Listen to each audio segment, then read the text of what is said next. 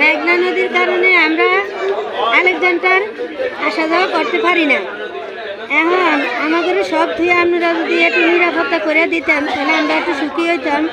আমাদের যদি একটা ব্রিজের ব্যবস্থা করে দিতেন।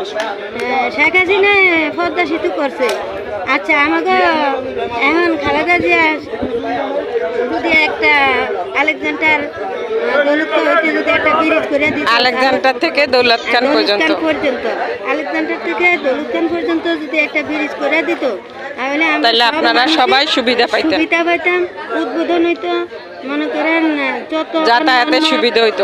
অন্য অন্য যত জায়গায় এগুলা দিয়ে অন্য অন্য জায়গায় যাওয়া যাইতো, হ্যাঁ আসা যাওয়া করে। তাহলে আমাকে এই একটা মনে করেন বড় একটা সুবিধা। আচ্ছা, এটা আপনারা সরকারের কাছে জানাচ্ছেন। আচ্ছা ঠিক আছে, ধন্যবাদ আপনাকে।